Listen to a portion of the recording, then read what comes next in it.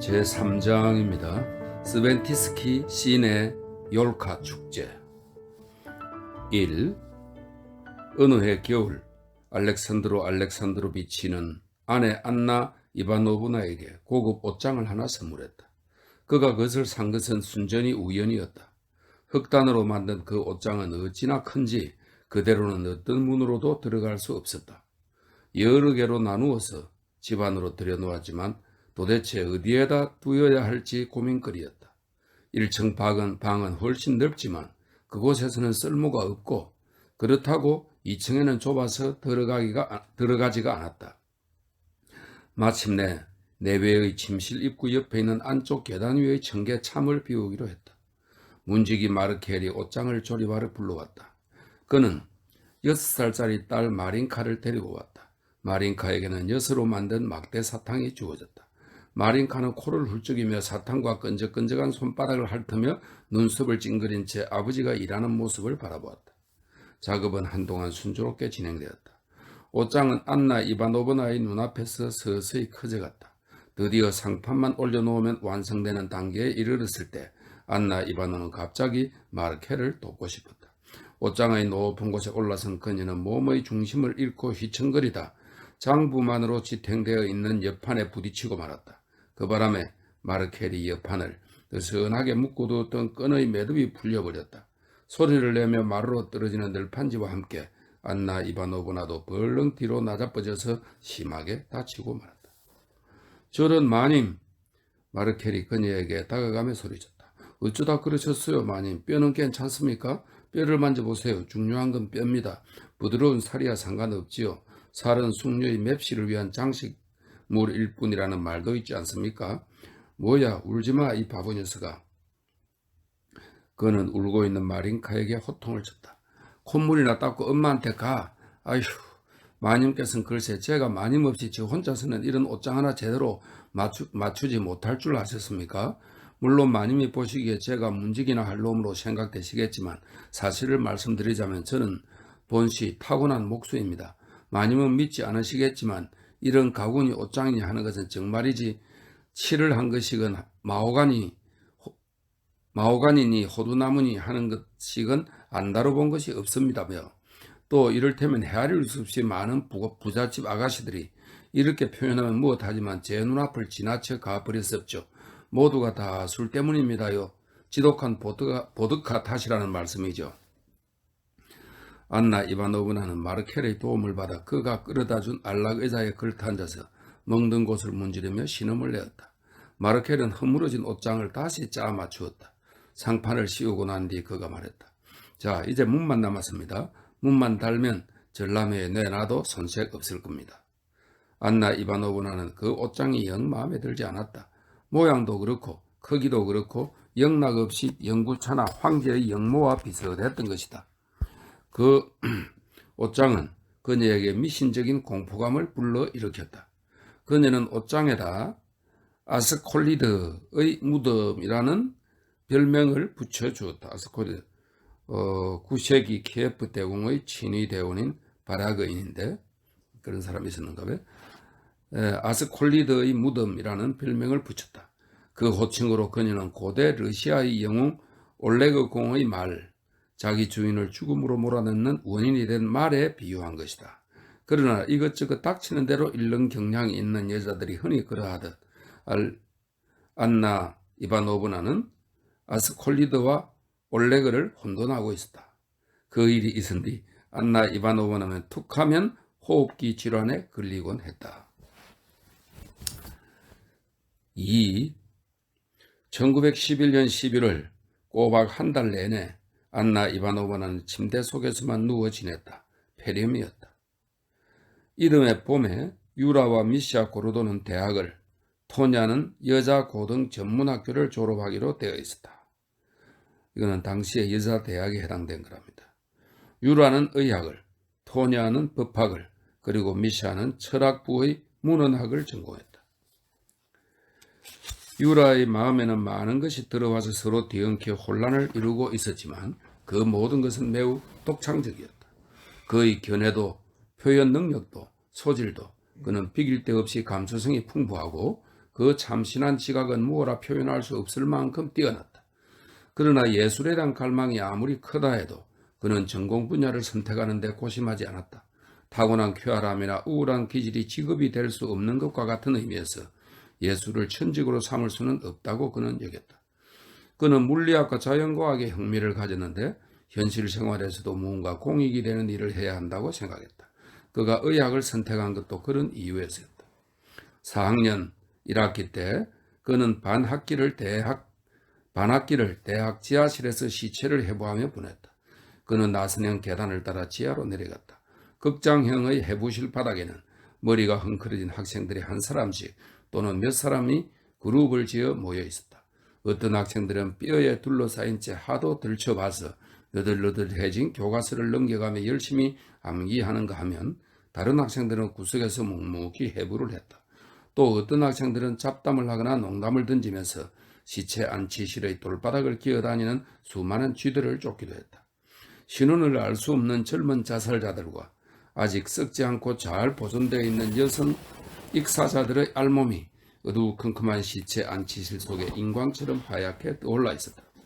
시체들에 주입된 알루미늄 때문에 그것들은 믿을 수 없을 만큼 퉁퉁하게 부풀어 올라 실제보다 젊어 보였다. 시체는 절개되고 각 부분이 해체된 다음 표본으로 만들어졌다. 그 인체의 아름다움은 아무리 작은 부분이라도 충실하게 남아있어서 아연으로 도금된 테이블 위에 물의 요정 루살카처럼 송두리째 내던져진 여성의 시체 앞에 터져 나오는 경탄은 그녀의 전체에서 불 좀 켜라. 불 좀 켜라. 절단된 팔과 잘려나간 손목으로 옮겨도 사라지는 일이 없었다. 지하실에서는 포르말린과 석탄산의 냄새가 나고 길게 누워있는 그 시체들의 알 수 없는 운명에서부터 마치 자기 집 또는 자기의 본거지인 양 이 지하실에 도사리고 있는 삶과 죽음의 신비 그 자체에 이르기까지 모든 것에서 이곳에 신비가 존재하고 있음이 느껴졌다. 그 신비의 목소리는 다른 모든 것을 듣지 못하도록 유라를 쫓아다니면서 그의 해부 실험을 가로막았다. 그러나 인생에서도 마찬가지로 많은 것이 그를 괴롭혔다. 그는 그러한 방해에도 익숙해져서 그의 주위를 흐려놓는 장애도 더 이상 그를 불안하게 만들지 않았다. 유라는 생각이 깊었고 글도 퍽 잘 썼다. 그는 아직 고전중학교 학생이었을 때부터 산문소설을 꿈꾸었다. 자신이 보고 듣고 생각한 것 가운데서 가장 인상적인 것을 마치 몰래 화약을 장치하듯이 써넣을 수 있는 일대기 같은 것이었다. 그러나 그러한 책을 쓰기에는 아직 너무 어렸기에 그 대신 그는 시를 쓰기 시작했다. 화가가 가장 위대한 그림을 그리기 위해 일생 동안 섭작을 그리는 것처럼. 유라는 그렇게 태어난 자기 시의 미숙함을 시의 에너지와 독창성을 보완했다. 에너지와 독창성, 그 두 가지야말로 다른 모든 점에서 추상적이고 알맹이가 없는 무용한 예술의 리얼리티를 부여하는 것이라고 유라는 생각했다. 유라는 자신의 성격 형성에 외삼촌이 얼마나 큰 영향을 미쳤는지 잘 알고 있었다. 외삼촌 니콜라이 니콜라예비치는 스위스 로잔에 살고 있었다. 그곳에서 러시아어판과 번역판으로 출판된 자신의 저서를 통해 그는 시간과 기억의 도움을 받아 인류가 죽음의 형상에 대해 대답하기 위해 구축한 제2의 우주에 대해서와 마찬가지로 역사에 대한 오랜 사색을 발전시켜갔다. 그러한 저서의 본질은 새로운 관점에서 이해된 그리스도교이고 예술의 새로운 이념은 그 직접적인 결과라고 할 수 있었다. 그러한 일련의 사상은 유라 이상으로 그의 친구에게 영향을 미쳤다. 그 사상의 영향을 받은 미시아 고르도는 철학을 전공으로 선택했다. 그는 학부에서 신학 강의를 듣고 나중에는 신학대학으로 옮기는 것까지 생각했다. 외삼촌의 영향은 유라를 더욱 앞으로 나아가게 하고 자유로워지게 했지만 미시아의 경우에는 오히려 구속이 되었다. 미시아의 극단적인 열정에는 그의 출신이 어떤 역할을 하고 있는지 유라는 알고 있었다. 하지만 분별력과 절도가 있는 그는 미시아에게 그의 황당한 계획을 단념하라는 충고는 하지 않았다. 그러나 유라는 미시아가 좀 더 삶에 가까이 다가서는 현실주의자가 되었으면 하고 바랐다. 3. 11월 말 어느 날 유라는 대학에서 늦게 집으로 돌아왔다. 온종일 아무것도 먹지 않아 몹시 지쳐 있었다. 낮에 무슨 소동이 일어난 모양이었다. 안나 이바노브나가 경련을 일으켜 의사들이 여러 명 불려왔고 알렉산드로에 비치는 신부를 데려오라는 충고까지 있었지만 끝내 한바탕 소동으로 끝났다는 것이다. 이제 그녀는 회복되어 정신을 차렸는데 유라가 돌아오면 곧바로 자기에게 보내라고 지시했다고 한다. 유라는 분부대로 옷도 갈아입지 못하고 침실로 달려갔다. 방 안에는 그때까지의 소동의 흔적이 고스란히 남아있었다. 간호사가 소리 없이 움직이며 침대의 탁자 위에서 무언가를 정리하고 있었다. 주위에는 구겨진 냅킨과 닦는 데 썼던 젖은 수건이 어지럽게 널려 있었다. 대야 속의 물은 뱉어낸 침 속의 피 때문에 연한 분홍색을 띠고 있었다. 실내에는 목을 딴 유리 앰플 몇 개와 물에 젖은 손뭉치가 흩어져 있었다. 환자는 땀에 흠뻑 젖은 채 마른 입술을 혀끝으로 핥곤했다. 그녀의 얼굴은 아침과는 딴판으로 훌쭉하게 여위어 있었다. 진단이 잘못된 건 아닐까? 유라는 의아해했다. 아무리 봐도 그루프성 폐렴 증상인데 위험해 보여. 그는 안나 이바노브나에게 인사하고 그런 경우에 흔히 하는 공안 격려의 말을 한 뒤 간호사를 방에서 내보냈다. 맥을 짚어보기 위해 안나 이바노브나의 손목을 잡고 다른 한 손은 청진기를 꺼내려고 재킷의 주머니 속에 넣었다. 안나 이바노브나는 고개를 흔들어 그럴 필요 없다고 알렸다. 유라는 그녀에게 뭔가 다른 것이 필요하다는 것을 알아차렸다. 그녀는 온 힘을 짜내어 입을 열었다. 얘야, 의사들이 마지막 참여를 권유하더구나. 죽음이 다가오고 있다고. 어쩌면 1분 뒤가 될지도 모른대. 이를 뽑을 땐 무섭고 아프고 그래서 마음의 준비를 하지. 그런데 이 경우는 이가 아니라 전부, 그래 나의 전부, 생명 전부를 뽑는 거야. 집게로 뽑아내 던지는 것처럼. 도대체 이게 뭘까? 아무도 몰라. 그래서 난 슬프고 무섭단다. 안나 이바노브나는 입을 다물었다. 굵은 눈물이 두 뺨을 타고 주르륵 흘러내렸다. 유라는 아무 말도 할 수 없었다. 잠시 뒤 안나 이바노브나가 다시 말을 이어나갔다. 넌 총명하고 재능이 있지. 아무나 가질 수 있는 그런 것과는 다른 재능 말이야. 넌 분명히 무언가 아는 게 있을 거야. 무슨 말이든 해다오. 내 마음이 편안해질 수 있도록. 하지만 제가 무슨 말씀을 드릴 수 있을까요? 유라가 말했다. 그는 의자에 안절부절 못하고 앉아있다가 벌떡 일어나 천천히 몇 걸음 걷더니 다시 의자에 앉았다. 무엇보다 내일이면 지금보다 훨씬 좋아질 거예요. 그런 징후가 보여요. 그건 확실해요. 그리고 다음은 죽음, 의식, 부활의 신앙인데 과학자로서의 제 의견을 들어보고 싶으시다고요? 혹시 다음으로 미루면 안 될까요? 안 된다고요? 지금 당장요? 네, 그럼 원하시는 대로 해보지요. 이건 무척 어려운 일이긴 하지만 그는 자신에게서 어떻게 그런 말이 나올 수 있는 건지 스스로도 놀라면서 그녀 앞에서 적극적인 강연을 시작했다. 먼저 부활에 대해서인데 가장 약한 자들을 위로하기 위해 설교되는 심훈한 형태로서의 부활에는 전 관심이 없습니다. 산 사람이나 죽은 사람에 대한 그리스도의 말씀도 저는 언제나 다른 형태로 해석해 왔죠. 지난 수천 년 동안 죽은 어마어마한 수의 사람들을 어떻게 한 곳에 모을 수 있겠습니까? 지구는 그럴 만큼 크지 않아서 신과 선과 분별심은 모두 이 세상에서 밀려나고야 말 겁니다. 그런 건 이 탐욕스러운 동물떼 속에서 납작하게 눌려 터져버리고 말 거예요. 그러나 끊임없이 같은 하나의 생명이 우주를 채우면서 시시각각 무수한 결합과 변종 속에 새로워지고 있습니다. 안나 아주머니는 자신이 부활할 것인가 하는 문제를 두고 걱정하고 계시지만 아주머니는 태어난 시점에 이미 부활한 겁니다. 단지 그것을 깨닫지 못하고 있을 뿐이지요. 과연 아주머니는 아픔을 느끼게 될까요? 세포의 조직이 자신의 붕괴를 느끼게 될까요? 바꾸고 말하면 아주머니의 의식은 어떻게 될까요? 그런데 그 의식이란 무엇일까요? 생각해 봅시다. 우리가 의식적으로 잠을 자려고 애쓴다면 진짜 불면증에 걸립니다. 또 의식적으로 자신의 소화기능에 걱정을 한다면 진짜 위장병에 걸리죠. 의식은 독입니다. 자기 자신에게 지나치게 의식적이면 자가 중독의 원인이 됩니다. 의식은 밖을 향해 달려가는 빛입니다. 의식은 돌부리에 채이지 않도록 우리의 앞날을 밝혀주는 것입니다. 의식이란 달리는 차 앞에 있는 전조등 같은 것입니다. 그 빛을 안으로 향하게 하면 큰 재앙이 일어나게 되죠. 그렇다면 아주머니의 의식은 어떻게 될까요? 아주머니의 것입니다. 다른 사람이 아닌 아주머니의 의식. 그렇다면 아주머니는 도대체 무엇일까요? 여기에 문제의 핵심이 있어요. 깊이 생각해 보세요. 아주머니는 무엇으로 아주머니 자신을 기억하고 계실까요? 신체의 어떤 부분을 의식하실까요? 신장입니까? 간입니까? 아니면 혈관입니까? 아니, 아주머니가 아무리 생각해 내려고 해도 아주머니의 존재는 언제나 외부의 활동적인 현상 속에서, 즉 아주머니가 하는 일 속에서, 가족 속에서, 그리고 다른 사람들 속에서 발견해낼 수 있습니다.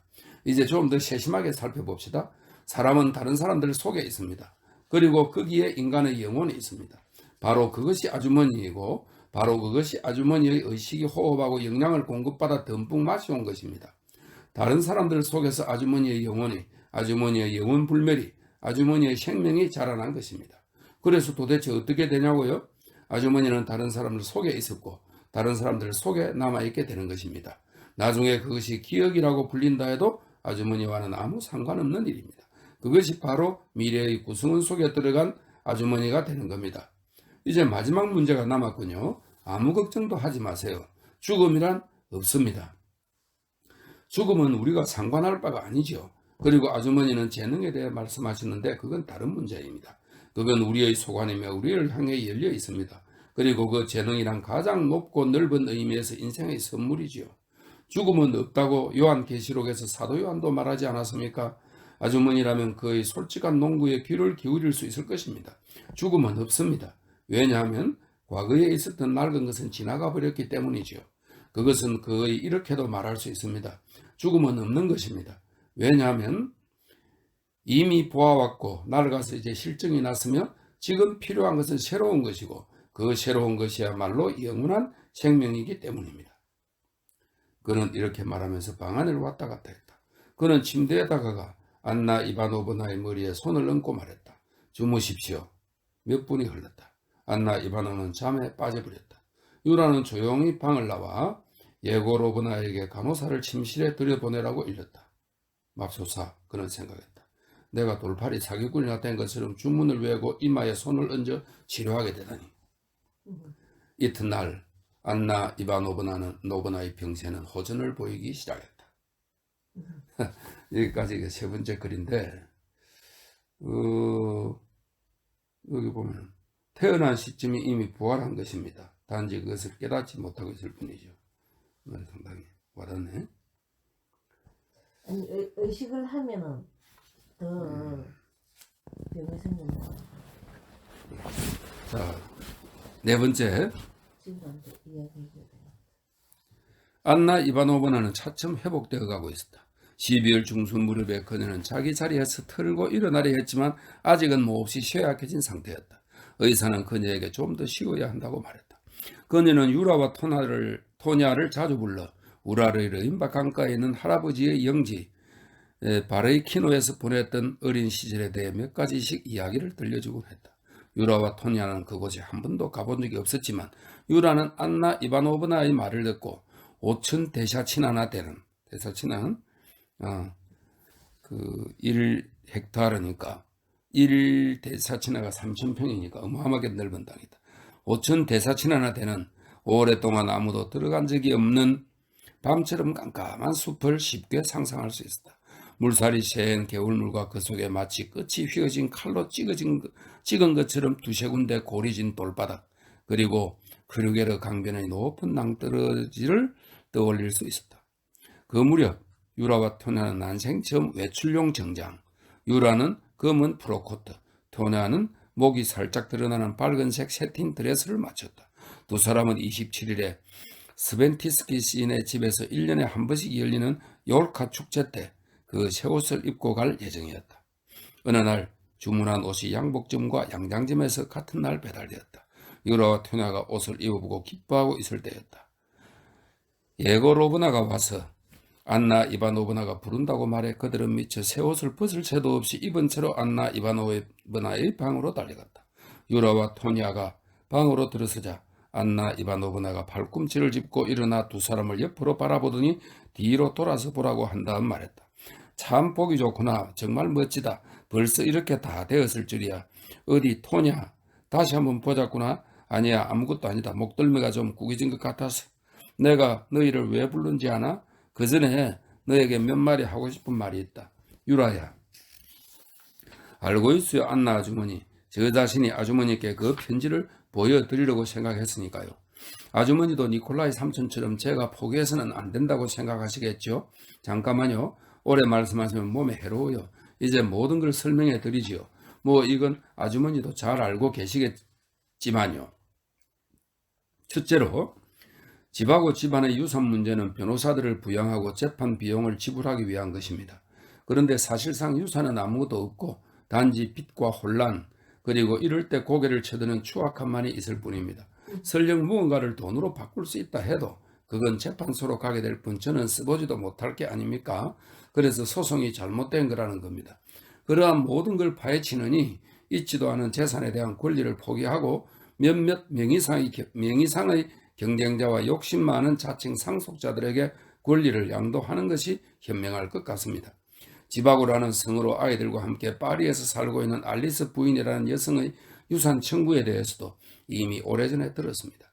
아주머니나 제가 모르는 새로운 유산 청구자들이 여기저기서 날로 늘어나 제 앞에 모든 사실이 드러난 것은 바로 최근의 일입니다.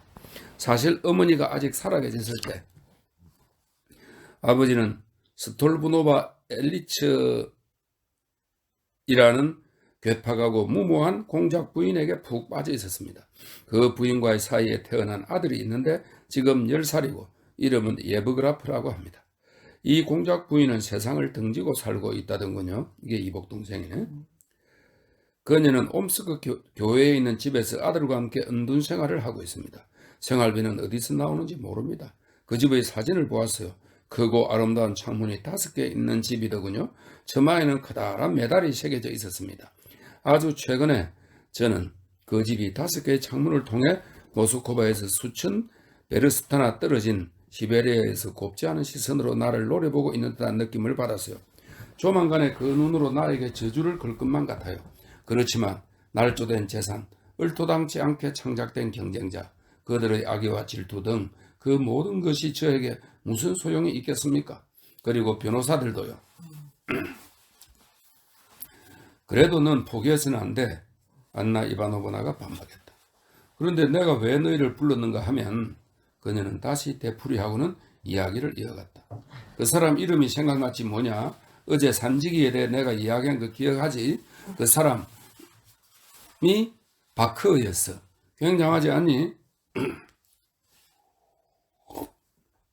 바크는 술의 신 바카스를 말한답니다. 구레나루신 눈썹까지 그먹게 난 숲속의 괴물, 그 이름이 바크라니. 그 사람 얼굴이 망가져 있었는데 곰의 습격을 받아 잡아먹힐 뻔했다는구나. 그런데 그는 격투 끝에 곰을 쫓아버렸대. 그래, 거기는 모두 그런 사람들이야. 이름도 그렇고 모음이 하나인 단지름의 이름, 듣기에 좋고 또렷하게 울리도록 말이야. 바크 또는 루프, 그리고 파프스트도 있었지. 아마 더 들어보렴 그런 이름의 사람들이 무슨 일인가 보고하러 오곤 했었지. 마치 할아버지 사냥총의 쌍총신으로 일제 사격을 퍼붓는 것처럼 울리는 아바크트니 프롤 무어라느냐 하는 이름의 사람들이 오면 우리는 한 덩어리가 되어 아이방에서 부엌으로 냉큼 달아나곤 했어. 상상해보렴 그곳에 쑥 굽는 사람이 살아있어 새끼곰을 데려오거나 먼 삼림 감시소에서 온 감시인이 광물 표본을 가져오곤 했어. 그러면 할아버지는 쪽지를 들여다보면서 사무실로 갔지. 누구에게는 돈을, 누구에게는 거칠게 찌은 곡식을, 또 누구에게는 사냥총의 총알을 나누어 주었단다. 창문 앞은 바로 숲이었지. 그리고 그 눈이 오면 지붕보다 높이 쌓였어. 안나 이바노브나가 기침을 하기 시작했다. 그만하세요, 엄마. 그러시면 해로워요. 토냐가 어머니를 말렸고 유라도 동조했다. 괜찮다. 별일 아니다. 그런데 말이다. 예고로브나 말로는 너희가 모레 욜카 축제에 갈까 어쩔까 망설이고 있다고 하더구나. 그런 바보 같은 소리가 어디 있어. 그러고도 너희 정말 부끄럽지 않니? 그리고 유라, 넌 그러고서도 무슨 의사니? 자, 이제 결정됐어. 아무 소리 말고 가는 거야. 그러면 다시 바크 얘기로 돌아가자. 그 바크는 젊었을 때 대장장이었는데 싸움을 하다 맞아서 창자를 다쳤대. 그래서 스스로 다른 창자를, 그것도 쇠붙이로 만들었다지 뭐니? 유라야, 넌 정말 이상한 아이로구나. 설마 내가 그걸 믿겠니? 그런 말들을 그대로 다 믿지는 않아. 그런데 사람들은 모두 그렇게 말했거든. 안나 이바노브는 다시 기침을 해댔고 이번에는 꽤 오래 갔다. 그 발작은 좀처럼 멎지 않았다. 그녀는 거의 숨도 못 쉴 지경이었다. 유라와 토냐가 그에게로 다가갔다. 그들은 침대 옆에 어깨를 나란히 하고 서 있었다. 안나 이바노브는 기침을 계속하면서도 그들의 손을 두 손으로 포개어 잡았다. 그리고 목소리와 호흡을 가다듬고 말했다. 내가 죽더라도 서로 헤어지지 마라. 너희는 서로를 위해 태어난 거야. 꼭 결혼해야 한다. 자, 내가 너희 둘의 결혼을 승낙하마. 그녀는 그렇게 덧붙이며 울음을 터뜨렸다. 둘이 사랑하는 사이는 아닌 것 같은데. 아무튼 부인이 되잖아요. 토냐. 다섯 번째입니다. 라라는 아직 고전중학교 마지막 학년에 올라가기 전이었던 1906년 봄. 라라가 나오네. 6달 동안 이어진 코마롭스키와의 관계는 이제 그녀의 인내심의 한계를 넘어서고 있었다. 코마롭스키는 억압 상태에 있는 그녀의 암울한 기분을 참으로 교묘하게 이용, 필요할 때마다 드러내지 않고 그녀에게 은근하고 교묘하게 그 수치스러운 생활에 대해 상기시켰다. 그러한 암시는 라라를 호세카가 여자에게서 찾는 흥분 상태로 몰아넣었다.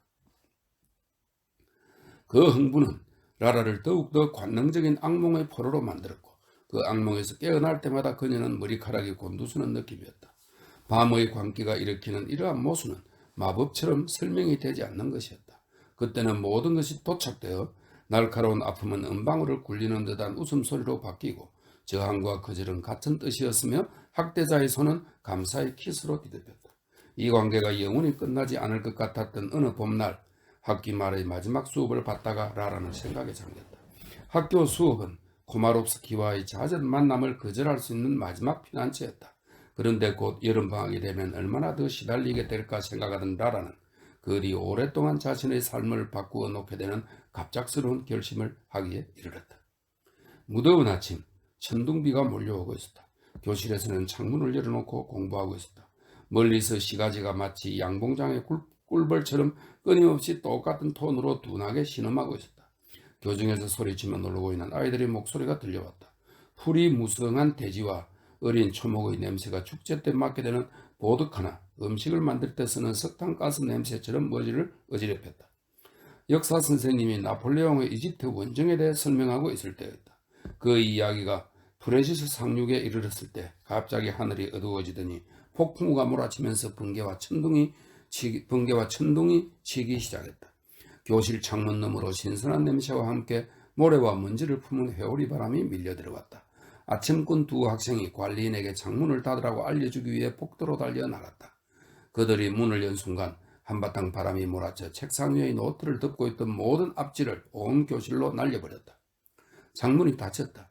모래먼지가 뒤섞인 도시에 우중충한 소나기가 쏟아지기 시작했다. 라라는 메모장을 찢어서 옆자리의 나디아 콜로그리포프에게 쪽지를 적어보냈다. 나디아, 난 어머니와 따로 떨어져 살아야 해. 수입이 좋은 가정교사 자리 어디 없을까? 너희 집은 부자들을 많이 알고 있잖아. 나디아도 똑같은 방법으로 답장을 보냈다. 마침 우리 집에서 리파를 가르칠 가정교사를 구하려던 참이었어. 우리 집에 와. 정말 잘됐다. 아빠와 엄마가 늘 얼마나 좋아하시는지 너도 잘 알잖아. 이래가 나디아 집에 가는가 봐. 나디아가 친구가 그래. 한반 아닙니까? 여기 주인공에 나옵니까? 여기는 없어요. 근데 앞에 나왔잖아요.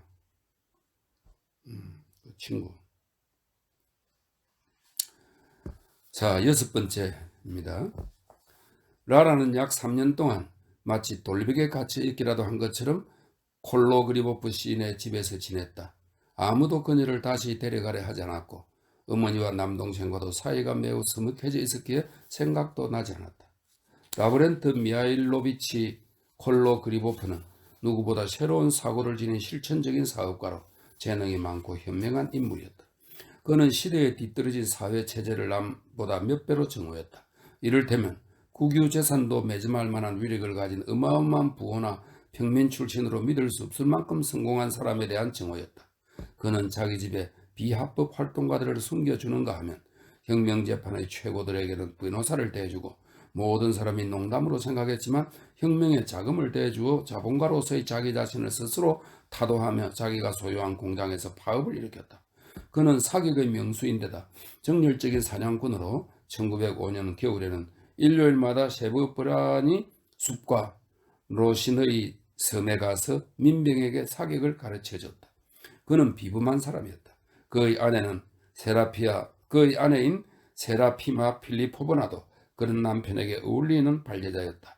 라나는 두 사람에게 깊은 존경심을 품고 있었다. 그 집에서는 모두 그녀를 가족처럼 사랑해 주었다. 라라의 즐거운 생활이 4년째 되던 해에 동생 로디아가 그녀를 찾아왔다. 그는 멋을 부리며 긴 두 다리 위에 윗몸을 조금 흔들면서 일부러 그들먹거리는 듯한 콧소리를 부자연스럽게 길게 내리며 이야기했다.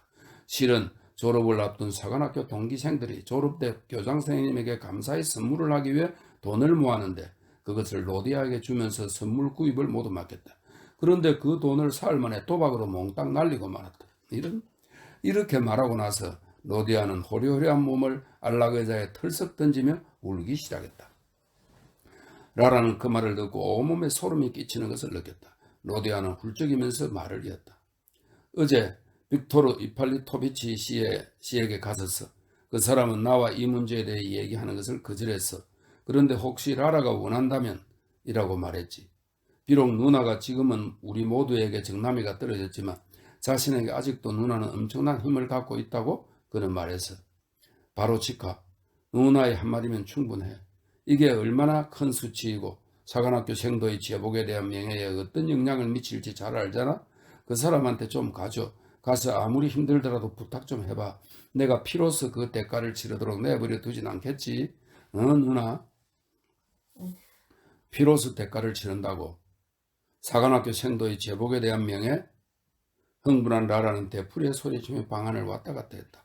그럼 난 생도가 아니니까 더럽힐 군복도 없고 명예도 없다. 그러니까 아무렇게나 행동해도 괜찮다. 그 말이니? 네가 지금 무슨 부탁을 하고 있는지 알기나 해? 그 사람이 너에게 제안한 것을 깊이 생각해 보기는 했어? 1년 또 1년 시시포프처럼 고생하면서 밤낮도 제대로 자지 못하고 쌓아 올린 것을 너는 이렇게 불쑥 나타나서 그까짓 것 어떻게 되어도 상관없지 않느냐 하는 식이구나. 너 같은 자식은 악마에게나 가버려. 그래, 권총으로 자살해버리는 게 어때? 내가 알 게 뭐야. 그래, 그 돈이 대간질 얼만데? 690 루블에서 조금 더, 그러니까 700 루블이면 충분하다고 할 수 있지. 로디아는 조금 얼버무리면서 말했다. 로디아, 너 정말 정신 나갔니? 네가 지금 무슨 소리를 하고 있는 건지 알아? 700 루블을 날렸다고? 로디아, 나 같은 보통 사람이 정당한 노동으로 그만한 돈을 모으려면 몇 년이 걸려야 하는지 알기나 해? 잠시 사이를 둔 뒤 그녀는 낯선 사람처럼 냉정하게 덧붙였다. 좋아, 해보지. 내일 와봐. 네가 자살하려던 권총도 가져오고 그걸 나에게 맡겨. 총알도 많이 갖고 오는 거 잊지 마. 그녀는 콜로 그리코포프 씨한테서 그 거금을 구했다. 그래도 빌렸네. 아이고 참 정신 나간 아들 많다. 자, 7번째 글입니다. 7번째. 콜로 그리포프 씨 집에서의 일은 라라에게 김나지움을 졸업하고 대학에 진학에 좋은 성적으로 이듬해인 1912년에 예정되어 있는 졸업을 앞두기까지 아무런 걸림돌이 되지 않았다. 1911년 봄 그녀가 가르치던 라포치카는 짐나지움을 졸업했다. 그녀에게는 이미 약혼자가 있었다. 부유한 가정 출신인 프리젠탄크라는 젊은 기사였다. 리포치카의 부모는 그녀의 선택에 동의했지만 그처럼 서둘러 결혼하는 데는 반대하며 좀 더 기다리라고 그녀에게 충고했다. 그 때문에 큰 소동이 벌어졌다. 온 가족의 사랑 속에 기염동이로 자라 응석이 심하고 고집이 센 리포치카는 아버지와 어머니 앞에서 발을 동동 구르고 소리를 치면서 울어댔다. 라라를 가족이나 마찬가지로 생각하는 이 부유한 집에서는 그녀가 로디아 때문에 얻었던 빚에 대해서는 씻은 듯이 잊어버리고 거기에 대해 아무도 생각하려 들지 않았다. 남모르게 고정적으로 나가는 지출만 없다면 라라는 그 빚을 이미 오래전에 갚았을 것이다. 그녀는 파사에게는 알리지 않은 채 유영수인 그의 아버지 안티포프에게 돈을 붙여주고 병약하고 투정이 심한 그의 어머니도 가끔 도와주고 있었다. 그뿐만이 아니라 그녀는 더욱 비밀리에 파샤의 식대와 방세를 집주인에게 지불해 그 자신도 모르게 그의 지출을 줄여주고 있었다. 파샤는 라라가 직접 새를 얻어준 방에서 살고 있었다. 예술극장과 가까운 기메르 게르스키 거리에 있는 조용한 새집이었다. 파시아는 남편 아이가. 파시아는 라라의 남편입니다. 그래. 나중에 이제 남편이 되는 거지. 자기가 그 결혼하려고 했던 기사하고는 결혼 안 했네. 라라보다 나이가 조금 아래인 파샤는 그녀를 열렬히 사랑해 그녀의 말이라면 무엇이든 다 들어주었다. 그는 이과인 실업학교를 마친 뒤 라라가 원하는 대로 문과에 들어가기 위해 라틴어와 그리스 공부에 전념했다. 라라는 1년 뒤 두 사람이 무사히 국가고시에 합격하면 파샤와 결혼해서 우랄의 어느 지방도시에 있는 여학교와 남학교에 각자 교사로 부임해 가는 것을 꿈꾸고 있었다. 1911년 여름 라라는 콜로그리포브 시인의 가족과 함께 마지막으로 두플랑카에 갔다. 그녀는 그곳을 주인들보다 더욱 열렬히 사랑했다. 모두가 그것을 잘 알고 있었기에 라라에게 이 여름 여행은 어떤 불문율 같은 것이 되어 있었다. 그들을 태우고 온 무덥고 끔댕투성인 기차가 멀리 사라져가면 붉은 루바시카 위에 소매 없는 마부용 윗옷을 입은 듀팔렌카의 마부가 역에서 운반된 짐을 사륜 포장마차에 실으며 반점 지붕이 덮인 마차에 타고 있는 손님들에게 그동안의 그곳 소식을 전해주었다. 눈앞에 끝없이 펼쳐져 있는 향기롭고 조용한 대기 속에서 흥분한 라라는 말을 잃고 그들과 떨어져 혼자 걸어서 영지로 갔다. 라라는 성지 순례자와 방랑자들이 밟아 다져놓은 선로 옆길을 따라 걸어가서 숲으로 통하는 좁은 길을 돌아들었다. 그곳에서 걸음을 멈춘 그녀는 눈을 가늘게 뜨고 넓디 넓은 주위에 가득한 대기에서 풍겨오는 알 수 없는 향기를 깊이 들이마셨다. 그 공기는 아버지나 어머니보다 더 그립고 연인보다 멋지고 책보다 지혜로웠다. 한순간 라라는 존재의 의미를 다시 깨달았다. 내가 여기에 있는 것은 이 대지의 분방한 매력을 탐구하고 모든 것에 이름을 붙여 부르기 위한 것이며 만일 그것이 내 힘에 버거울 때는 생명에 대한 사랑으로 뒤를 이을 후계자를 낳지. 그러면 그들이 나를 대신해 탐구를 완성해 줄 거라고 그녀는 깨달았다. 그의 여름 라라가 두플랑카에 도착했을 때는 스스로에게 버거운 과도한 일에 몹시 지친 상태였다. 그녀는 조그만 일에도 쉽게 마음이 상했다. 그녀의 내부에서는 전에 없었던 의심이 강하게 나타나고 있었다. 그 의심은 언제나 마음이 넓고 하찮은 일에 얽매이지 않던 라라의 타고난 성격을 위축시키고 있었다. 콜로그리포브 집안에서는 그녀를 해고하지 않았다. 그녀는 전과 다름없이 여전히 사랑받고 있었다. 그러나 리파가 독립한 뒤 라라는 이제 그 집에 자기가 있을 필요가 없다는 생각이 들었다. 그녀는 봉급을 거절했다. 그래도 그들은 막무가내로 그녀에게 봉급을 주었다. 돈이 필요하긴 했지만 신세를 지고 있으면서 다른 데서 일하는 것도 난처한 일이고 실제로 일자리도 없었다. 라라는 자신의 그러한 입장을 기만적이고 견디기 힘든 것이라고 생각했다. 모두가 그녀를 부담스러워하면서 내색을 하지 않을 뿐이라는 생각이 들었다. 그녀 자신에게도 자신이 어찌 할 수 없는 짐이었다. 그녀는 자기 자신과 콜로그리포브 시인의 사람들로부터 자유롭게 달아나 버리고 싶었지만 그러자면 먼저 콜로그리포브 시에게 빌린 돈을 갚아야 한다고 생각했다. 그러나 지금 시점에서는 어디에서도 그 돈을 빌릴 만한 데가 없었다. 그녀는 어리석은 로디아의 낭비 때문에 자신이 볼모로 되어 있다는 것을 느끼고 헤어날 수 없는 무력감에 대한 분노로 어찌할 줄 몰라 하고 있었다. 그녀는 모든 것에서 자신이 무시당하고 있다고 느꼈다. 콜로그리포브 시인의 집에 모여드는 지인들이 그녀에게 깊은 관심을 표시하면 그것은 곧 그녀를 고분고분한 보육교사나 손쉬운 먹잇감으로 다루고 있다는 걸로 받아들였다. 반면에 그녀를 못 본 척 홀로 내버려 두면 자기를 하찮은 인간으로 여기고 상대해주지 않는 증거라고 생각했다. 이러한 마음의 정세는 라라가 두플랑카에 오는 수많은 손님들과 함께 오락을 즐기는 것을 가로막지는 않았다. 그녀는 수영을 하고 보트도 타고 강건으로 밤 소풍도 가고 모두와 함께 불꽃을 쏘아올리며 춤도 추었다. 그녀는 아마추어 연극 무대에도 서고 총신이 짧은 모제르 총으로 목표물을 쏘는 사격 경기에도 열광적으로 참가했다. 그러나 그녀는 모제르 총보다 로디아의 가벼운 권총이 더 낫다고 생각했다. 뛰어난 솜씨로 정확하게 시험 사격을 하고 자기는 여자라서 결투를 즐길 길이 막혀 있다고 농담삼아 이야기했다. 그러나 명랑해지려고 하면 할수록 그녀는 더욱 우울감에 빠져들었다. 그녀는 자신이 무엇을 원하고 있는 건지 스스로도 알 수 없었다. 그 상태는 모스크바로 돌아오자 더욱 심해졌다. 게다가 파샤와 가벼운 다툼을 하는 바람에 불편함은 더했다. 라라는 그와 다투지 않으려고 피하고 있었는데 그것은 그를 마지막 남은 자기 편이라고 생각했기 때문이다. 파샤는 최근 들어 어떤 자신감을 보이고 있었다. 그의 말 속에 담긴 가려치려는 듯한 말투가 라라에게 우습게 여겨지기도 하고 슬프게도 느껴졌다. 파샤, 리파, 콜로그리보프 시인의 가족, 돈, 그 모든 것이 그녀의 머릿속에서 빙글빙글 맴돌았다. 라라는 살아있다는 것이 지겨웠다. 그녀는 이성을 잃기 시작했다. 그녀가 여태까지 알고 있었던 것, 겪은 것을 죄다 내던지고 뭔가 새로운 것을 시작해보고 싶은 충동을 참을 수가 없었다. 그러한 심적 상태에서 그녀는 1911년 크리스마스 때 운명을 가르는 결심을 하기에 이르렀다. 그녀는 곧바로 콜로그리보프시 가족들과 헤어져 어떻게든 혼자의 힘으로 자신의 생계를 세우되 거기에 필요한 돈을 코마롭스키에 부탁하기로 했다. 왜 그랬었고 두 사람 사이에 있었던 관계도 끝나고 그 뒤로 이미 여러 해가 지난 뒤이므로 그가 이것저것 꼬치꼬치 캐묻거나 계산적으로 따지지 않고 어떠한 모욕도 없이 기사처럼 자기를 도와주어야 한다고 그녀는 생각한 것이다. 그런 목적으로 그녀는 12월 27일 저녁 페트로브스키 거리를 향했다. 그때 집을 나서면서 장탄하고 안전장치를 푼 로디아의 권총을 토시 속에 집어넣었다. 만약 그녀를 거절하거나 잘못 이해하고 아니면 모욕을 주려고 한다면 빅토르 이폴로비치를 쏘아주기를 작정이었다.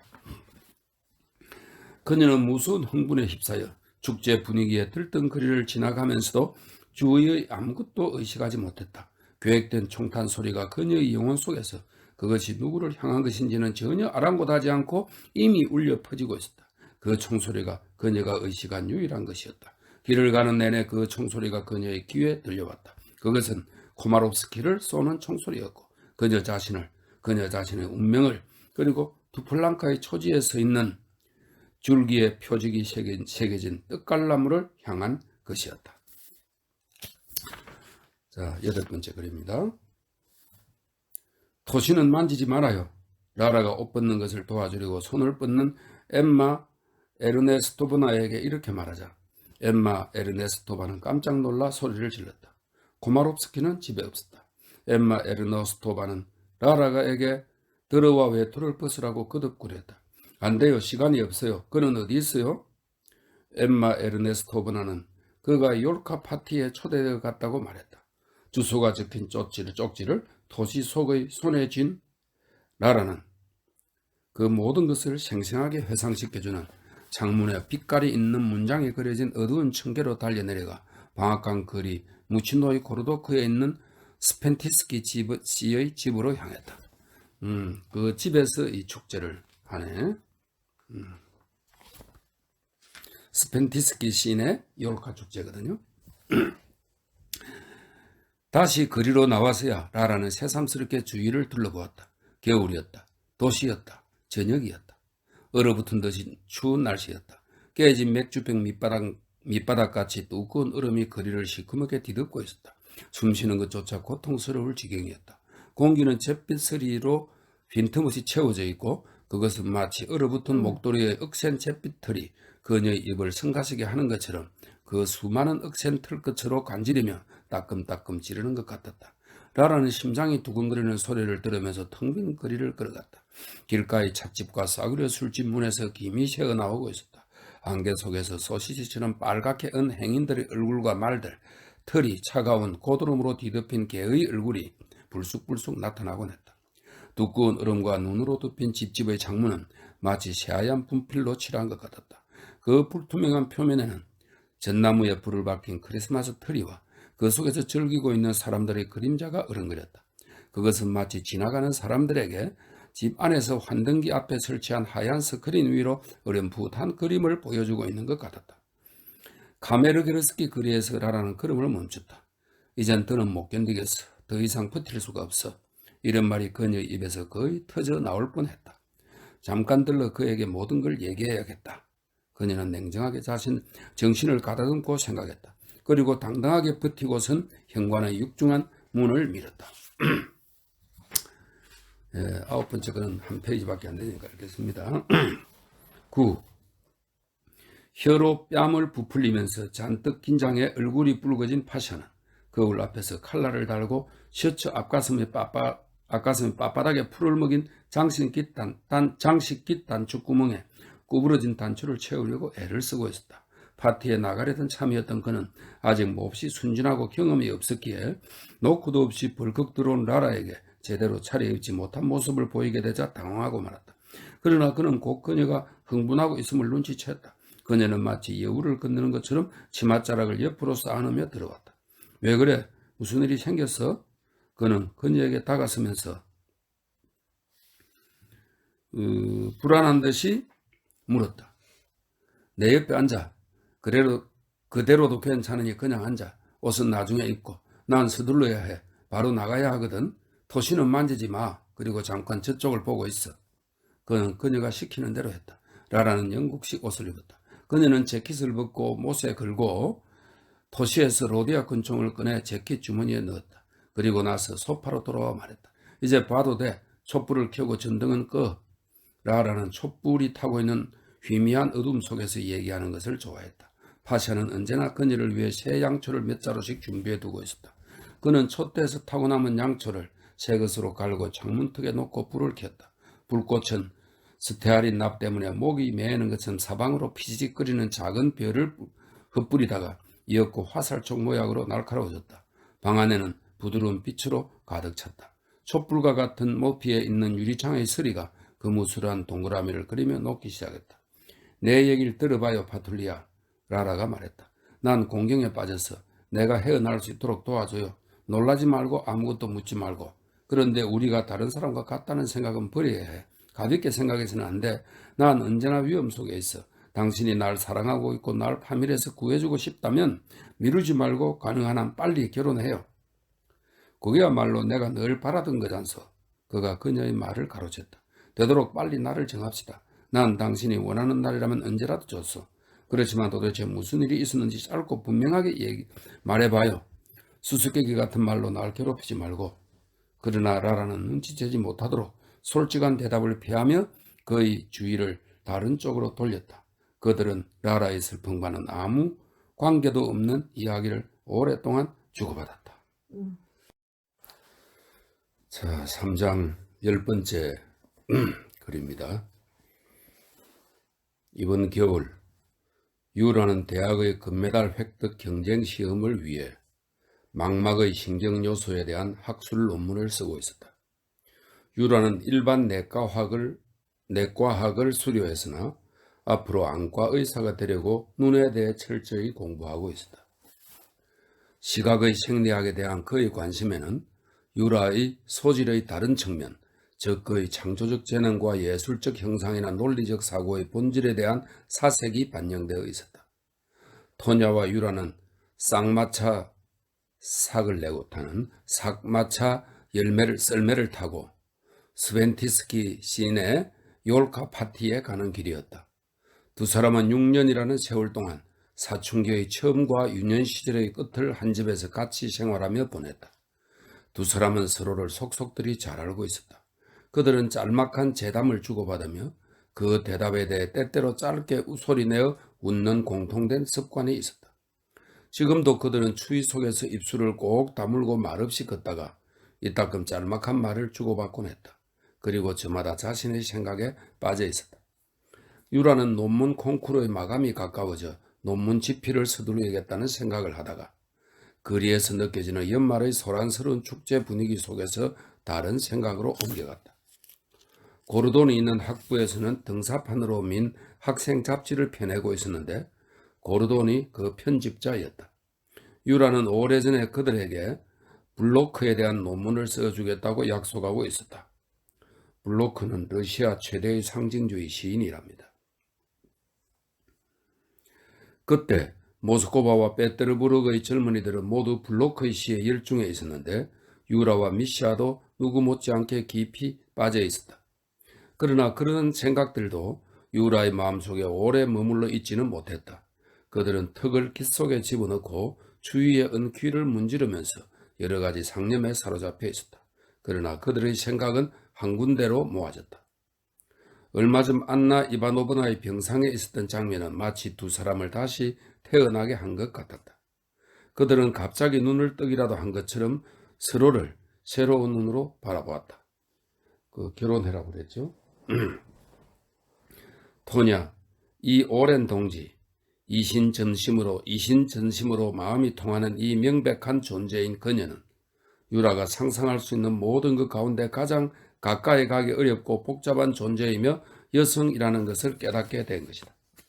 유라는 상상력을 조금만 발휘하면 아라라트 산에 올라간 영웅이나 예언자, 승리자, 그 밖에 누구든지 좋아하는 인물을 그려낼 수 있었으나 여성만은 그렇지가 않았다.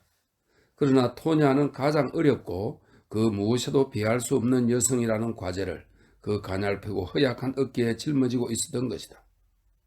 이때부터 그녀는 갑자기 유라에게 가냘프고 허약해 보이기 시작했지만 실제로는 아주 건강한 처녀였다. 그는 그녀를 향한 정열의 불씨가 될 뜨거운 공감으로 가득 차 있었다. 토냐 쪽에서도 유리에 대한 생각에 똑같은 변화가 일어났다. 유라는 자신들이 괜히 집을 나선 것이 아닌가 하는 생각이 들었다. 자신들이 없는 동안 무슨 일이 일어나면 어떡하나 걱정이 되었다. 안나 이바노브나의 병세가 더욱 나빠진 것을 알고 이미 외출할 채비를 한 그들은 그녀의 방으로 가 집에 남아 있겠다고 말했다. 그녀는 지난번처럼 엄격하게 반대하며 욜카 파티에 가라고 종용했다. 유라와 토냐는 날씨가 어떤지 보기 위해 커튼 뒤에 창문이 나 있는 깊숙한 벽감으로 들어갔다. 그들이 벽감에서 나왔을 때 레이스 커튼 2장이 그들의 새로 맞춘 새 옷감에 걸렸다. 새 옷이 걸린 가벼운 레이스가 토냐의 먹구름 뒤에서 웨딩드레스의 긴 베일처럼 따라갔다. 침실에 있던 사람들이 모두 큰 웃음을 터뜨렸다. 그들은 입 밖에 내어 말하지 않았지만 두 사람이 쌍둥이처럼 닮았다고 생각했다. 유라는 거리 양쪽을 바라보다가 조금 전에 라라의 눈에 비쳤던 것과 똑같은 광경을 보았다. 그들의 마차 쓸매는 유난히 큰 소음을 내고 있었는데 그것이 공원과 산책로에 얼어붙은 나무 밑에서 부자연 서를 만큼 긴 반향을 불러일으켰다. 성애로 뒤덮인 집집의 창문은 안에 불이 켜져 있어 어렴풋한 층을 이룬 토파즈로 만든 값비싼 보석 상자처럼 보였다. 그 창문 안에서 모스코바의 크리스마스 시즌의 생활이 희미하게 타오르고 전나무 터리가 타오르고 우스꽝스럽게 가장한 손님들이 숨바꼭질과 반지 찾기 놀이를 하고 있었다. 갑자기 유라는 생각했다. 알렉산드로 블로크. 그는 러시아 생활의 모든 영역에 북방도시의 생활 양식과 최신 문학 속의 크리스마스, 별이 빛나는 하늘 아래의 현대적인 거리, 20세기의 객실에서 불타오르는 전나무를 둘러싼 크리스마스를 반영한 것이 아닐까 하고 블로크에 대해서는 어떠한 논문도 쓸 필요가 없다. 오직 써야 할 것은 네덜란드의 화가처럼 혹한과 늑대와 어두운 전나무 숲과 함께 동방박사 세 사람에 대한 러시아적인 경배이다. 두 사람은 카메르게르스키 거리를 지나가고 있었다. 유라는 그곳의 어느 한 창문을 덮은 얼음에 그무스름하게 녹은 검은 구멍이 나 있는 것에 눈길을 던졌다. 그 구멍에 촛불 한 자루가 비쳐 보였다. 마치 누군가를 기다리는 것처럼 그의 의식적인 눈길로 거리를 비추며 지나가는 사람들을 내다보고 있었다. 탁자 위에서 촛불이 타오르고 있었다. 촛불이 타오르고 있었다. 유라는 어슴푸레한 무언가 아직 형태를 갖추지 않은 시의 서두를 읊어보았다. 그 다음은 힘들이지 않아도 슬그머니 떠오를 거라고 자신에게 속삭였다. 그러나 끝내 아무것도 떠오르지 않았다. 그럼 11번째, 스벤티스키 시내의 욜카 파티는 오래전부터 똑같은 순서로 진행되고 있었다. 밤 10시에 아이들이 돌아간 뒤 젊은이와 어른들을 위해 두 번째로 전나무 트리에 촛불이 켜지면 아침까지 파티가 이어졌다. 나이가 지긋한 사람들은 커다란 청동고리에 걸린 무겁고 두터운 커튼으로 가려져 있는 폼페이풍 거실로 불리는 방에서 밤새도록 트럼프 놀이를 했다. 그리고 새벽이 되면 다 함께 밤참을 먹었다. 진짜 파티 오래 하네. 왜 이렇게 늦으니? 스벤티스키 집안의 조카인 조르지가 숙부와 숙모의 방으로 가느라고 현관방을 후다닥 지나가다가 물었다. 유라와 토냐도 주인 내외에게 인사하려고 코트를 벗고 지나가다가 홀 안을 들여다보았다.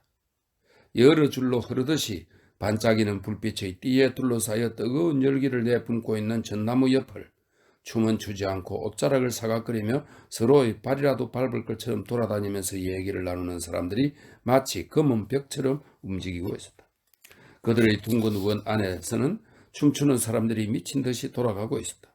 검사보의 아들인 귀족학교 학생 코카 크로나코프가 그들을 빙글빙글 돌아가게 하거나 짝을 맞춰주기도 하고 한 줄로 나란히 손을 잡도록 이끌기도 했다. 그가 춤을 지휘하며 홀 끝에서 끝까지 들리도록 그랑숑쉐느 시누아즈, 이 말은 커다란 원을 그리고 다같이 손을 잡고 뜻이랍니다. 하고 크게 외치면 모두 그의 말을 따랐다. 이윽고 고용된 피아니스트에게 왈츠 한 곡 부탁해요 하고 외친 그는 첫 번째 원의 선두에 서서 자기 파트너를 3박자, 2박자로 리드하며 차츰 속도를 줄여서 한 자리에서 겨우 눈에 띌 만큼 제자리 걸음을 했다. 왈츠가 끝나고 그 메아리도 사라져갔다. 모두 박수를 쳤다. 이야기를 나누면서 돌아다니거나 다리를 끌고 있는 사람들 사이로 아이스크림과 시원한 음료가 나왔다. 잔뜩 들뜬 젊은이들과 처녀들은 떠들어대며 웃는 것을 잠시 멈추고 서둘러 차가운 과일 주스와 레모네이드를 탐욕스럽게 들이키고는 잔을 쟁반에 내려놓자마자 즐거운 상대를 붙잡았다는 듯이 더욱 크게 외치면서 웃음소리를 내곤 했다. 토냐와 유라는 홀에 들르지 않고 주인 내외가 있는 안채로 곧장 갔다. 12. 스펜티스키 시내 안채는 객실과 홀을 조금이라도 넓게 쓰려고 옮겨온 가구들이 산더미처럼 쌓여 있었다. 그곳은 주인 부부의 마법이 펼쳐지는 곳으로 크리스마스를 앞두고 가전 일을 하는 곳이었다. 물감과 풀냄새가 풍기는 그곳에는 감아놓은 색종이 꾸러미가 여러 개 있고 코트용 댄스에 쓸 별과 여분의 크리스마스용 양초가 든 상자가 높이 쌓여 있었다. 스벤티스키 집안의 노부부는 선물 상자의 번호와 만찬 좌석을 지정하는 카드, 예정되어 있는 제비뽑기에 쓸 표에 번호를 써넣고 있었다. 조르지가 그들을 도와주고 있었는데 툭하면 번호를 잘못 써서 노부부의 역정을 사곤 했다. 스벤티스키 내외는 유라와 토냐를 반갑게 맞이해 줬다. 유라와 토냐를 어릴 때부터 알고 지냈으므로 여러 말 하지 않고 허물없이 그 일을 돕도록 자리에 앉혔다. 펠리차파 세면오브나는 이해하지 못하겠지만 이런 손님들이 한창 몰려들기 전에 일찌감치 생각에 둬야 한단다. 아니, 너는 또다시 번호를 엉망으로 해놓았구나. 왜 그러니 조르지. 봉봉 과자 상자는 테이블 위, 빈 상자는 소파 위로 정하지 않았나? 그런데 또 모두 엉망으로 해놓았자니. 아네트가 좀 좋아졌다니 정말 다행이구나. 아네트는 안나의 프랑스 측 애칭이네. 아네트가 좀 좋아졌다니 정말 다행이구나. 비에르와 내가 얼마나 걱정을 했는지 몰라. 걱정했지. 그렇지만 그녀는 좋아진 게 아니라 더 나빠졌다는데 알겠어? 당신은 항상 뭐든지 더방 대리하리란 말이야. 뒤바꾼다 하는 프랑스 말이랍니다. 유라와 토냐는 욜카 파티의 무대 뒤에서 조르지와 노부와 함께 그날 저녁의 반을 보냈다. 13. 유라와 토냐가 스펜디스키 내외와 함께 앉아있는 동안 라라는 홀에 있었다. 라라는 무도복을 입지 않았고 아는 사람 하나 없었지만 어느 때는 꿈이라도 꾸는 것처럼 코카코르나코프가 정해주는 대로 왈츠를 추는가 하면 때로는 풀죽은 모습으로 하는 일 없이 홀 주위를 스승했다. 라라는 벌써 2번이나 결심이 서지 않는 듯이 객실 입구에서 안으로 들어가는 것을 망설였다.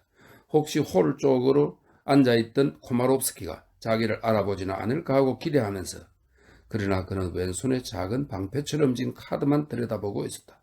어쩌면 정말로 그녀를 보지 못했거나 아니면 보고도 못 본 척하는 것이리라. 라라는 굴욕감으로 숨이 막힐 것만 같았다. 그때 라라가 알지 못하는 한 처녀가 홀에서 객실로 들어왔다. 코마롭스키는 라라가 너무나도 잘 알고 있는 바로 그 눈빛으로 그 처녀를 바라보았다. 우쭐해진 처녀는 코마롭스키에게 기쁨으로 반짝반짝 빛나는 미소를 지어 보이며 얼굴을 붉혔다. 그것을 본 라라는 하마터면 소리를 지를 뻔했다. 수치심으로 얼굴이 달아올라 이마와 목까지 빨갛게 물들었다.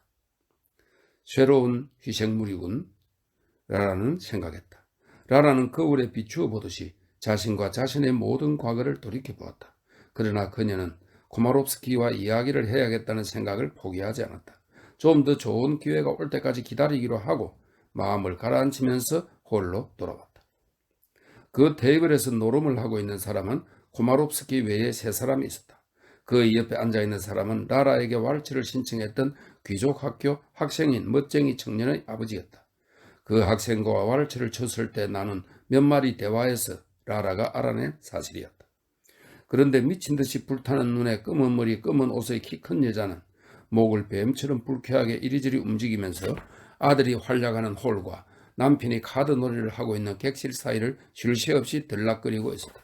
그녀는 바로 코카코바나코프의 어머니였다. 결국 우연히 알게 되었지만 라라에게 미묘한 감정을 불러일으킨 젊은 처녀는 코카의 여동생이었고 라라가 조금 전에 한 생각은 터무니없는 것이었다. 코르나코프라고 합니다. 처음에 코카가 라라에게 자신을 소개했을 때 라라는 알아듣지 못했다. 마지막에 경쾌한 원을 그린 뒤 라라를 안락의자로 데려다주며 그는 다시 한번 코르나코프라고 합니다 하면서 고개를 숙였다. 이때는 라라도 확실하게 알아들었다. 코르나코프. 그녀는 생각했다. 무언가 불쾌한 기억이 있는 이름이야. 무언가 불쾌한 이름. 이었고 라라는 기억해냈다. 코르나코프는 모스코바 법원의 검사보였다. 그는 철도원들을 기소했다. 그래서 그들과 함께 티베르진이 재판에 넘겨진 것이다. 라라의 부탁으로 라브렌티 미하일로비치가 이 재판에서 너무 가혹하게 다루지 말아달라며 코르나코프를 회유하러 갔지만 설득하지 못했다. 그래, 바로 그 일이었어. 바로 그거야. 재밌게 됐군. 코르나코프. 14번째. 밤 12시인가 새벽 1시쯤 됐을 무렵이었다. 유라는 귀가 먹먹했다. 휴식 시간이 되어 식당에서 작은 케이크들을 곁들인 차를 마신 뒤 다시 춤이 시작되었다. 크리스마스 트리 위의 양초는 다 타버렸지만 이제는 아무도 갈아 끼우려 하지 않았다.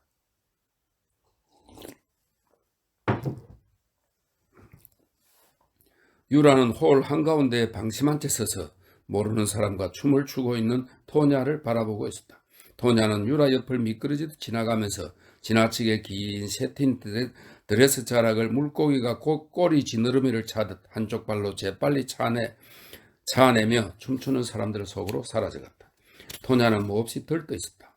그들이 식당에 앉아있는 동안에도 그녀는 홍차에는 손을 대지 않고 밀감만 먹으며 갈증을 달랬다. 토냐는 쉽게까지는 향기로운 밀감 껍질을 끝없이 벗겼다. 그리고 허리띠와 소매 끝동에서 과일나무의 꽃 같은 조그만 손수건을 꺼내 입가와 끈적거리는 손가락 사이에 땀을 쉴 새 없이 닦아냈다. 끊임없이 웃고 얘기하면서 토냐는 기계적으로 그 손수건을 벨트와 팔소매 속에 집어넣었다. 토냐는 지금 낯선 상대와 춤추고 돌면서 한 옆에 비껴서서 미간을 찌푸리고 있는 유라와 스칠 때마다 장난스럽게 유라의 손을 잡으며 의미심장하게 미소 지었다. 그렇게 몇 번 손을 잡았을 때 토냐가 한쪽 손에 쥐고 있던 손수건이 유라의 손안에 남겨졌다. 유라는 그것을 입술에 갖다 대고 눈을 감았다. 손수건에서는 밀감 껍질과 흥분한 토냐의 손바닥 냄새가 뒤섞여 매혹적인 향기가 풍겼다. 그것은 유라의 인생에서 그때까지 한 번도 겪은 적이 없는 머리끝부터 발끝까지 날카롭게 관통하는 새로운 감각이었다. 어린애처럼 순진무구한 향기는 어둠 속에서 무언가 속삭이는 말처럼 진심이 어린 사리 깊은 것이었다. 유라는 손수건을 얹은 손바닥에 눈과 입술을 묶고 숨을 들이마시면서 서 있었다. 그때 갑자기 집안에서 총성이 울려 퍼졌다. 모두 홀과 객실 사이에 들이온 커튼 쪽으로 고개를 돌렸다. 한동안 침묵이 흘렀다. 그 다음 대소동이 벌어졌다. 모든 사람이 비명을 지르며 허둥지둥 움직이기 시작했다. 몇 사람이 코르나코프를 뒤따라 총성이 울린 장소로 달려갔다. 사람들이 홀을 뛰어나오며 주먹을 휘두르기도 하고 울부짖고 말다툼을 하면서 서로의 말을 가로막았다. 그 여자가 무슨 짓을 저지른 거지? 도대체 무슨 짓을 한 거야? 코마롭스키가 절규했다. 보랴, 당신 무사해요? 보랴, 살아있는 거죠? 코르나코바 부인이 히스테리컬하게 소리를 지르댔다. 여기 드로코프 박사가 손님으로 와 계신다고 하던데 대체 그분은 어디 계세요? 어디? 아니 가만히 계세요. 당신은 찰가상이라지만 나에게는 나의 소중한 사람이 옳았다는 것의 증명이에요. 오 나의 가엾은 순교자, 저 범죄자들을 모조리 절박했기 때문이에요. 저기 저 여자예요. 저 쓰레기 같은 계집애. 네 눈을 핥혀주겠어. 요 못된 것아. 저 계집애가 달아나지 못하게 해요. 무슨 말씀이에요, 코마롭스키? 롭스키 씨, 당신을요? 저 계집애가 당신을 기는 거라고요? 아니에요. 믿을 수 없어요. 난 지금 큰 불행에 빠져 있어요. 코마롭스키 씨, 정신 차리세요. 난 지금 농담할 새가 없다고요.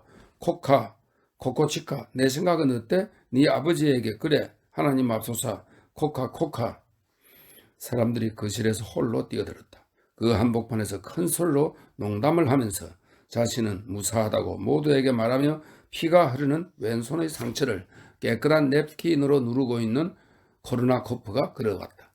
몇 걸음 떨어진 곳에 있는 다른 한 무리의 사람들 뒤에 팔이 붙잡힌 라라가 있었다.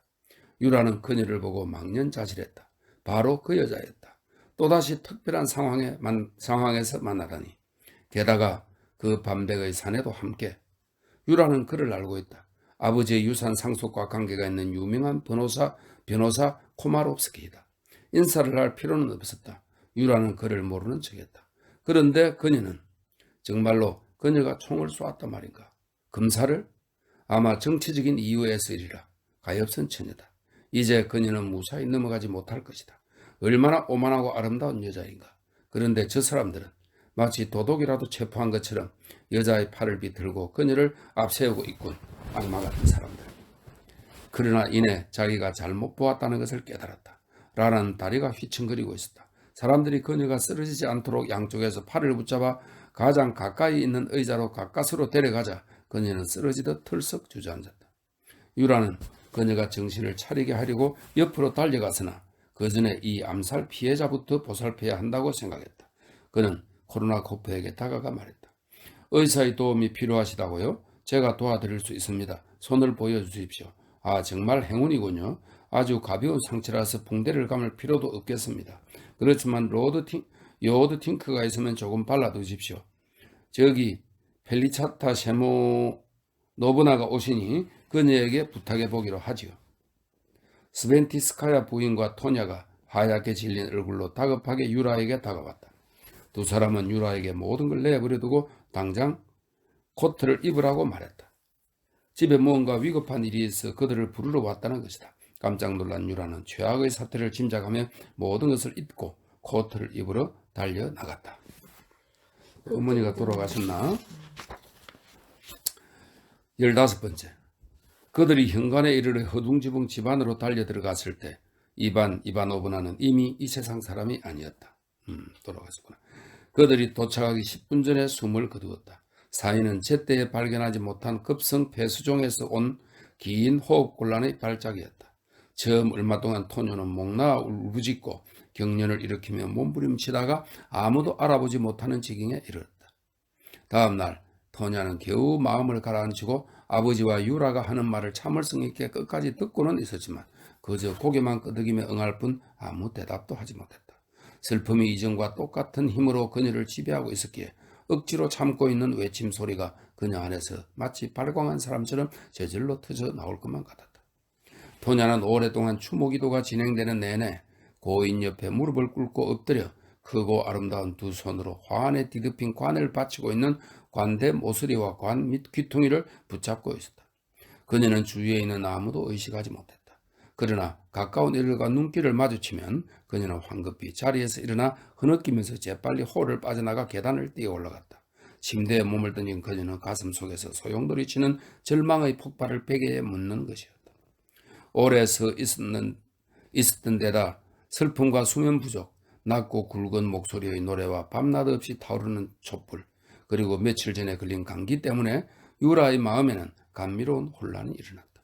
그것은 환각 속의 행복, 비탄으로 가득한 환희가 뒤섞인 대혼돈이었다. 10년 전 어머니의 장례식 때 유라는 아직 어린아이였다. 얼마나 슬피 울었고 얼마나 공포에 사로잡혔는지 그는 지금도 기억하고 있었다. 그때 중요한 것은 그의 내부에 있는 것이 아니었다.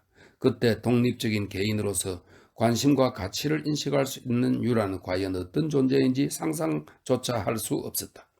그때 중요한 것은 주위의 외부 세계 속에 있었다. 그 외부 세계는 숲처럼 그를 사방에서 에워싸고 있었다. 그것은 눈에 보이되 통행이 불가능한, 의심할 여지 없이 명백한 세계였다. 그래서 유라는 어머니의 죽음에 충격을 받고 그 충격 때문에 어머니와 함께 그 숲에서 길을 잃고 갑자기 그 숲 속에 어머니 없이 혼자 남겨 있었다. 그 숲을 이루고 있었던 것은 이 세상의 모든 사물이었다. 하늘의 구름과 거리의 간판, 소방서 막루에 떠있는 화재를 알리는 검은 공, 그리고 성모의 성상화를 실은 마차 앞을 말을 타고 질주하는, 성물이 있는 곳에서는 모자를 쓰지 않고 그 대신 귀마개를 한 수도원의 하인들. 그 숲을 구성하고 있었던 것은 아케이트 거리의 진열장과 별, 성자들이 있는 손이 닿지 않는 높은 밤하늘이었다. 유모가 성스러운 이야기를 들려줄 때면 그 까마득히 높은 하늘은 자꾸 낮아져서 유모의 무릎과 유라의 머리까지 아주 가까이 내려오기도 했는데, 그럴 때면 하늘은 골짜기에 가지가 늘어져 열매를 딸 수 있는 높은 개암나무처럼 손에 잡힐 듯 가볍게 와닿았다. 하늘은 아이 방의 금빛 대야에서 불과 황금으로 목욕을 하고 유모가 데리고 가곤 하던 골목길의 조그만 교회에서 새벽 기도와 미사로 바뀌기도 했다. 그곳에서는 하늘의 별은 작은 등불이 되고 하나님은 아버지가 되어 모든 것이 많든 적든 능력에 따라 자리에 놓였다. 그러나 가장 중요한 것은 어른들의 현실적인 세계, 숲과 마찬가지로 주위가 그무스름하게 보이는 도시였다. 그 무렵 유라는 반쯤 맹목적인 믿음으로 산지기를 믿듯이 그 숲의 신을 믿었다. 그러나 지금은 상황이 전혀 달랐다. 중학교와 대학과정의 12년 동안 유라는 고대 그리스 로마 문화와 기독교 신학, 구비문학과 시인들, 과거와 자연에 대한 학문을 마치 자기 집안의 가족사나 자신의 족보처럼 공부했다. 이제 그는 삶도 죽음도 이 세상의 그 어느 것도 두려워하지 않았다. 이 세상의 모든 것, 모든 사물은 그의 사전에 있는 말이었다. 그는 천지 우주와 대등하게 서 있는 자신을 느끼며 어머니가 죽었을 때와는 완전히 다른 자세로 안나 이바노브나의 장례 미사에 임했다. 어머니의 장례 때는 마음의 고통으로 자신을 잃어버렸고 겁에 질려 기도했었다. 그러나 지금의 그는 자기에게 직접 향해지고 자기와 직접 관련된 정보로서 추모 기도의 말을 귀 기울여 듣고 있었다. 유라는 그 말을 귀담아 들으면서 모든 일에서 그렇듯이 알기 쉽게 표현된 의미를 추구했다. 그러나 거기에는 그가 자신의 위대한 선구자들을 숭배하듯이 숭배하는 하늘과 땅의 지구한 힘에 대해 그 계승자가 되고자 하는 그의 감정 속에는 종교적인 신앙심과 공통되는 것이 아무것도 없었다. 16번째, 성스러운 신이여, 성스러운 힘을 지닌 분, 성스러운 불멸이여 자비를 베푸소서. 이건 무슨 일인가? 그가 어디에 있다고? 발인 시간이다. 발인이 시작되었다. 일어나야만 한다. 그는 새벽 5시에 옷을 입은 채 소파에 쓰러졌다. 열이 있는 것 같다. 지금 온 집안에서 그를 찾고 있지만 그가 서재 안의 천장까지 닿는 높다란 책장 뒤의 한 구석에서 잠이 들어 일어나지 못하고 있을 줄은 아무도 모를 것이다. 유라 도련님. 어디선가 문지기 마르켈이 그를 부른다. 발인이 시작되어 2층에서 화환을 밖으로 끌어내야 하는데 마르켈은 유라를 찾을 수가 없었다. 게다가 화환이 산더미처럼 쌓인 침실에서 지체하고 말았다. 침실 문이 청개 참의 열려있는 옷장문에 가로막혀 마르켈이 나갈 수 없었다. 마르켈, 유라. 아래층에서 부르는 소리가 들려왔다. 마르켈은 한 번에 그 장애물을 헤치고 나가 화환 몇 개를 안고 계단을 뛰어내려갔다. 성스러운 신이여, 성스러운 힘을 가진 분, 성스러운 불멸이여. 성가는 조용한 바람길에 실려 골목 안에 퍼졌다. 부드러운 타조기 털로 공기를 쓸듯이 모든 것이 흔들리고 있었다. 화환과 지나가는 사람들, 깃털 장식을 매단 말머리, 사제의 손에서 쇠사슬에 매달려 흔들리는 향로, 발밑의 하얀 땅. 유라 어디서니? 어서 눈을 떠. 어서. 그를 찾아낸 실레징게르가 그의 어깨를 흔들었다. 어떻게 된 거야? 발인을 하는데 너도 함께 갈 거니? 네, 물론이죠. 17번째, 장례식이 끝났다. 추위에 발을 둥둥거리던 거지들이 두 줄로 나란히 모여들었다. 연구마차, 화환을 실은 이듐 마차. 크루게르 집안의 마차가 한번 흔들리더니 천천히 움직였다. 교회 바로 앞까지 마차들이 모여들었다. 슈라 실레진 게르가 얼룩진 얼굴로 교회에서 나와 눈물에 젖은 베일을 걷어올리고 무언가 찾는 눈길로 마차 행렬을 훑었다. 이 행렬 속에서 장의사의 운반인들을 찾아낸 그녀는 고갯짓으로 그들을 옆에 불러 함께 교회 안으로 사라졌다. 교회에서는 더욱 많은 사람이 쏟아져 나왔다. 드디어 안나 이바노브나의 차례로구먼. 작별 인사를 하고 먼 나그네 길을 나선 거야. 가엾은 사람. 그래, 춤이 끝나 저 세상으로 쉬러 떠난 거야. 마차를 부르시겠습니까? 아니면 11번을 타고 가시겠습니까? 오래 서 있었지요. 우린 잠시 걷다가 타고 가겠습니다. 푸프코프가 얼마나 비탄에 잠겼는지 보셨죠? 죽은 이를 보고 눈물을 뚝뚝 흘리고 코를 풀어가면서 마치 삼킬 듯이 바라보았지요. 옆에 죽은 이의 남편이 있는데도 말이에요. 그 사람은 한평생 그녀에게 마음을 두고 있었죠. 죽은 사람을 좋아하는 남자가 있었는가 봐요. 그들은 도시 반대쪽에 있는 묘지를 향해 느릿느릿 나아갔다. 매서운 추위가 휘몰아친 뒤 한풀 꺾여 있었다. 공기가 잔뜩 가라앉아 있었다. 한 생명이 사라져간 이날은 추위가 물러나 마치 장례를 위해 자연이 마련해준 날 같았다. 더러워진 눈은 아무렇게나 걸친 검은 그레이프 천을 통해 보는 것 같고 담장 너머로는 쇠를 상감한 은그릇처럼 어둡게 젖은 전나무들이 이쪽을 바라보고 있었다. 전나무들이 마치 상복을 입고 있는 것 같았다. 그것은 마리아 니콜라예브나가 영면했을 때의 바로 그 잊지 못할 장소였다. 유라는 지난 몇 년 동안 어머니의 무덤을 찾은 적이 한 번도 없었다. 어머니. 그는 멀리 그쪽을 바라보면서 그 시절의 느낌을 중얼거렸다. 말끔하게 눈을 치운 오솔길을 따라 사람들은 엄숙하고 아름답게 그림처럼 흩어져 걸었다. 알렉산드로비치는 토냐를 부축하고 있었다. 그들 뒤에 크루게르 집안 사람들이 따랐다. 토냐는 상복이 잘 어울렸다.